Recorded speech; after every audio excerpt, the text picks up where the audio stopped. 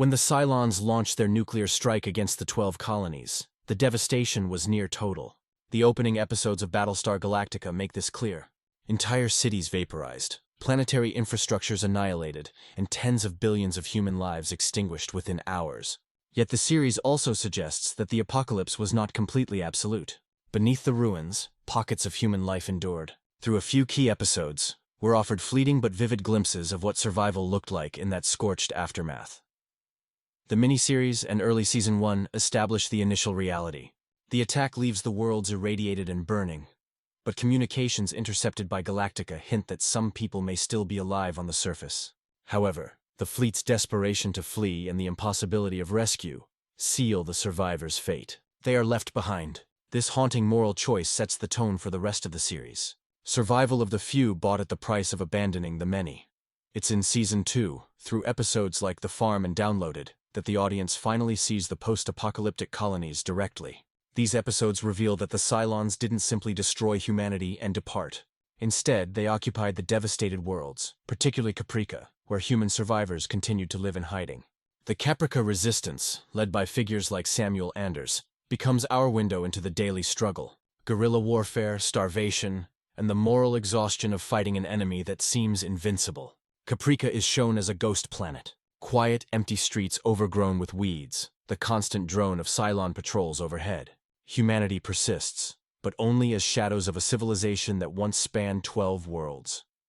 In The Farm, Starbuck's capture by the Cylons exposes one of the occupation's most chilling aspects. The Cylons are conducting experiments on human reproduction, using surviving women as unwilling test subjects in medical facilities known as farms. This storyline reveals the occupiers' paradoxical attitude toward humanity, a mix of contempt, fascination, and a twisted desire for connection.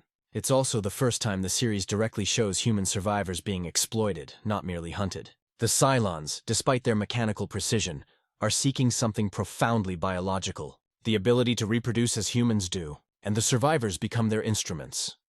The companion episode Downloaded offers an even rarer perspective: life among the Cylons themselves on occupied Caprica. Through the eyes of resurrected Cylon models, the audience sees that the Cylons have become ambivalent conquerors. They attempt to shepherd what few humans remain, torn between guilt and ideological confusion.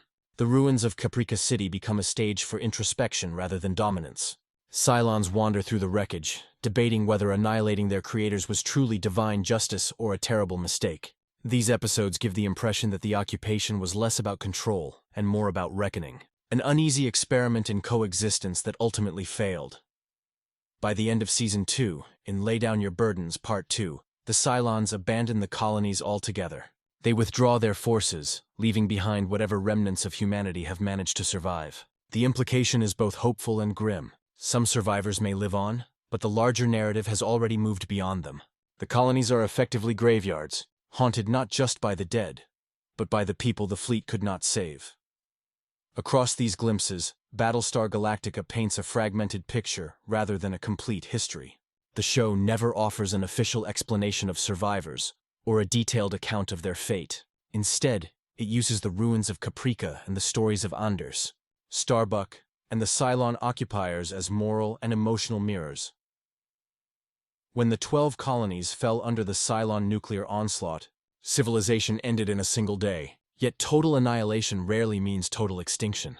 Battlestar Galactica shows us that some people did survive, briefly glimpsed through resistance fighters on Caprica, or the haunting ruins explored by the Cylons themselves. But beyond those fragments, the show leaves an open question. What became of the countless others who endured the blasts and the occupation?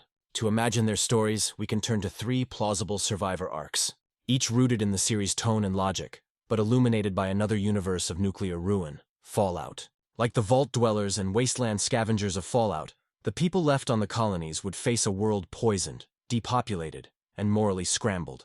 Radiation, isolation, and the slow erosion of civilization would shape their lives as powerfully as any Cylon patrol. The first arc belongs to those who hid. In the immediate aftermath of the strikes, countless civilians would have sought shelter, deep in metro tunnels, mining shafts, government bunkers, or military shelters built during the First Cylon War. At first, survival would mean simple endurance, filtering water, rationing food, and avoiding the ever-watchful Cylon patrols above. These people would live much like Fallout's Vault Dwellers, locked away with the remnants of their old world. Canned food, propaganda posters, and fading power cells. Over time, the very systems that kept them alive would decay. Air filters clog, rations run out, and the survivors must face the irradiated surface, only to find a planet reshaped into a wasteland. The Cylons' departure would eventually open the surface again, but at a cost. Emerging from years underground, these survivors might resemble the disoriented dwellers who step out of Vault 101, blinking at the sun, stunned by silence, and confronted with a new kind of freedom, one stripped of structure, government, or purpose. Others would not have the luxury of shelter. Scattered across the ruins of cities like Caprica City or Delphi, some survivors would adapt in the open, scavenging food, fuel, and medicine from the ashes. Their world would echo the endless, improvised survivalism of Fallout's wastelanders. Without communications or authority, they would form small, shifting communities, part refugee camp, part tribal gathering, bound by necessity rather than ideology. Weapons would be relics of a lost age. Vehicles stripped and rebuilt into jury-rigged transports, much like the Mad Max-style contraptions scattered across Fallout 4's Commonwealth. The Cylons' continued presence would turn these groups into fugitives, forcing them to live like nomads. Constantly moving, scavenging by night, vanishing by day.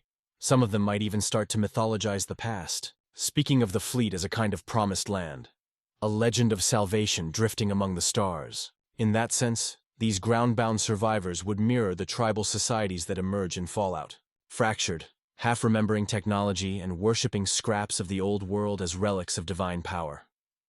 The third and most morally complex arc belongs to those who cooperated. Battlestar Galactica hints that the Cylons were not universally genocidal. Some models sought reconciliation, others a twisted form of stewardship. On certain colonies, small groups of humans might have accepted the Cylons' control in exchange for safety. These settlements could resemble Fallout's authoritarian enclaves, heavily monitored, superficially stable, but spiritually hollow. In such communities, humans might be allowed to farm or work under Cylon oversight, their lives spared but their autonomy erased. Over time, this fragile coexistence could breed hybrid societies. Human Cylon religious cults, communes preaching peace through submission, or even experiments in selective breeding and cybernetic enhancement. The echoes of Fallout's Brotherhood of Steel or the Institute are easy to see. Factions born from the belief that rebuilding civilization requires purity, control, and sacrifice. When the Cylons finally abandoned the colonies, these collaborators would be left adrift. Their moral compromises meaningless in a world emptied of masters. Their story would not be one of redemption but of haunting. How far can humanity bend to survive before it stops being human?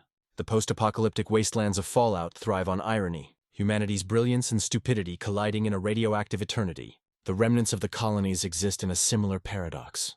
Both worlds ask the same question.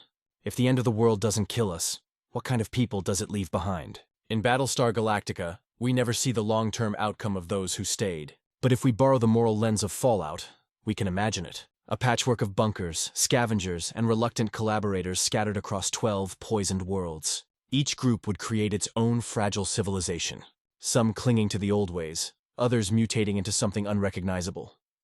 The Cylons' war may have ended, but on the ground, the struggle would continue. Not between metal and flesh, but between despair and hope. Like the Vault Dwellers, the Wastelanders, and the Dreamers of both universes. The survivors of the colonies would live on in the shadow of their own creation, haunted by what they built, destroyed, and refused to forget. So that's it. What do you think? Let me know your thoughts in the comments below. Don't forget to like and subscribe. Until next time.